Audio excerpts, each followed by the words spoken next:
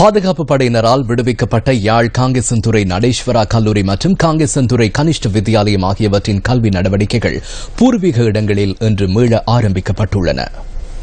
சுமார் 26 வருடங்களின் பின்னர் இந்த இரு பாடசாலைகளினதும் கல்வி நடவடிக்கைகள் இன்று பூர்வீக இடத்தில் மீள ஆரம்பிக்கப்பட்டன. வெலிகாமம் வலய கல்வி பணிப்பாளர் எஸ் சந்திரராஜா தலைமையில் கல்வி நடவடிக்கைகள் ஆரம்பித்து வைக்கப்பட்டன.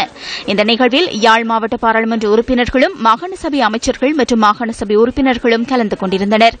யுத்தத்தின் பின்னர் பாதுகாப்பு பிரிவினர் நிலை கொண்டிருந்த குறித்த 2 பாடசாலைகளும் கடந்த மார்ச் மாதம் 12ஆம் தேதி விடுவிக்கப்பட்டதாக வடமாகாண கல்வி அமைச்சின் செயலாளர் இ ரவீந்திரன் குறிப்பிட்டார்.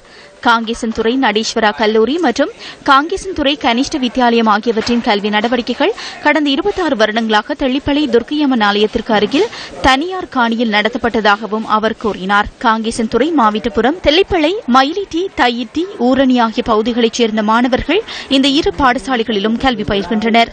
மேலும் யுத்தத்தினால் இடம்பெயர்ந்து சபாபதி பிள்ளை முகாம் மற்றும் கண்ணகிப்புரம் முகாமில் தங்கியுள்ள மாணவர்களும் இந்த 2 பாடசாலைகளிலும் கல்வி பயில்வதாகவும் வடமாகாண கல்வி அமைச்சின் செயலாளர் குறிப்பிட்டார். பிரதமர் வற்புறுத்தினார், இந்த மீள்குடியேற்ற அமைச்சர்களுக்கு இருக்க வேண்டும். ரிஷாட் பதியூருக்கு போன கசேட் நோட்டிபிகேஷன் வர இருந்த நேரத்தில் எங்களுடைய முயற்சியால் தான் இந்த மீள்குடியேற்ற அமைச்சே திரு சுவாமிநாதன் அவர்களுக்கு கிடைத்தது. நான் பாராளுமன்றத்தில் பேசினேன். அவர் எங்களோடு ஒத்துழைப்பதற்கு ஆயத்தமில்லை, வேறு வழிகளை செல்ல பார்க்கின்றார். ஸ்ரீசேனா அவர்கள் ஜனாதிபதி, அவர் ஜனாதிபதி தேர்தலில் பங்கு பெற்றுவதற்கு அறிக்கை தயாரித்த நேரத்தில் இந்த நிலங்கள் பற்றி அவர் மென்மையான போக்கில் சில வரிகளை போட்டார்கள்.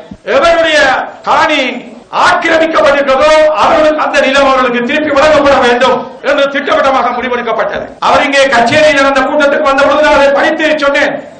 நீங்களும் கையொப்பமிடாத ஒரு ஒப்பந்தத்தில் இருந்தாலும் இந்த வாக்குறுதியை நாங்கள் கைவிட முடியாது. ஐநாவிலே கொடுத்த வாக்குறுதியை அங்கே சென்ற ஆண்டு நிறைவேற்றப்பட்ட அந்த தீர்மானத்தின் பங்காளியாக இருக்கின்ற இந்த அரசாங்கம் அதை இன்னும் முழுமையாக நடத்துவதில் தாமதங்கள் ஏற்படுத்திக் கொண்டிருக்கிறதை அவர்கள் இப்பொழுது கண்டிக்க தொடங்கி இருக்கின்றார்கள்.